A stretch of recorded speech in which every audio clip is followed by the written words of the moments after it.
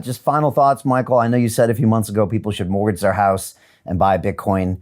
Do you still feel that way? And just final thoughts for people that have joined us for the last couple hours. Look, to be clear, my view here is if you're in a monetary environment where the money supply is expanding at more than 15% a year,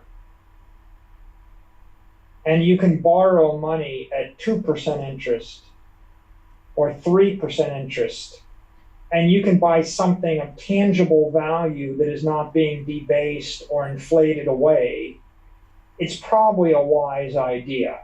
If you buy a house and you pay 2.5% mortgage on the house, and if the house is going up in value 25% a year, the time to buy the house is not next year, it's last year, right? So, and the same is true if you borrowed money at 2.5% interest a year ago and bought the S&P index, it went up 37%.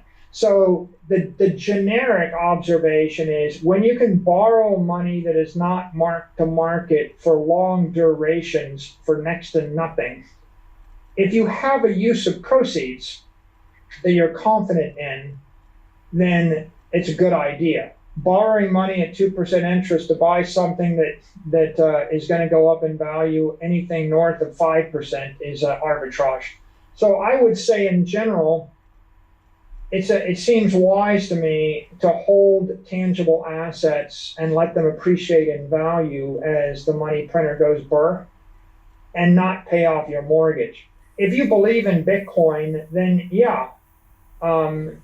If you have $1 million of Bitcoin and you sell it in order to pay off your mortgage, what you did is you gave up an asset that was going up 280% a year. And let's just say it's going up 20% a year. Let's be very conservative. Let's say it's going up 10% a year.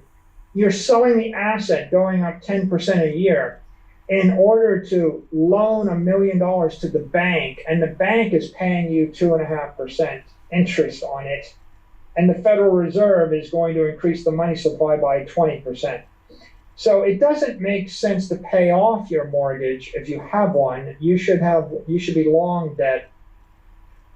My general view on debt is you don't want to have short-term margin debt. Like, don't go and buy crypto assets or Bitcoin on 10-to-1 margin that's marked to market, because you might get forced liquidated in an afternoon and lose everything. But the most subsidized debt in the world is mortgage debt. The US government buys $40 billion worth of mortgage-backed securities every month, and they're keeping mortgage rates artificially low. And so if you're paying off your mortgage debt, you're basically holding cash. You're basically taking $1 million of stock, you're selling it to buy $1 million in cash, which the Federal Reserve is debasing and devaluing at 20% a year, 30% a year.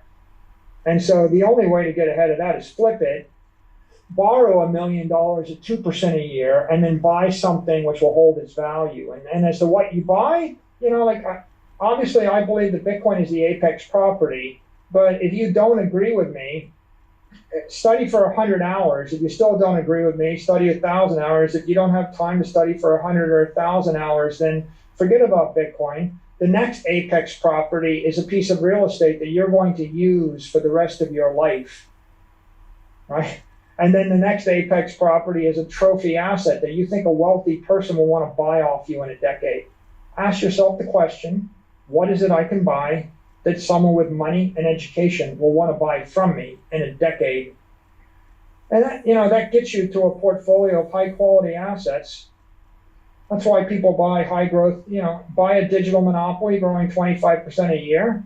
If I had to bet on Facebook or Apple or Google versus a value stock, I would bet on Facebook, Apple, and Google, because they can ship a product to 1 billion people over the weekend for a nickel. And, I wouldn't buy a chain of, 20th century restaurants, because they're not going to get 20x more efficient, So I think that's kind of common sense. And that's what I think about that. I think everybody should figure out what's their investment strategy or their saving strategy.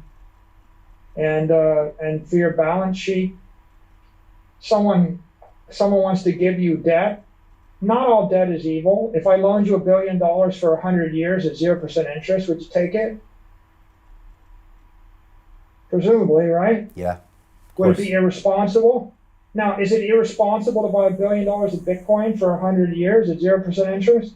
Well, if you think it's a good asset, no. If you don't know what it is, I think Warren Buffett said, if you're not willing to hold the thing for a decade, for 10 years, you shouldn't hold it for 10 minutes. Okay, so that's my view on that. If you don't want to hold the thing for a decade, then don't hold it for 10 minutes. But that's a separate question as to whether or not you take the $1 billion of debt for 0% interest for 100 years.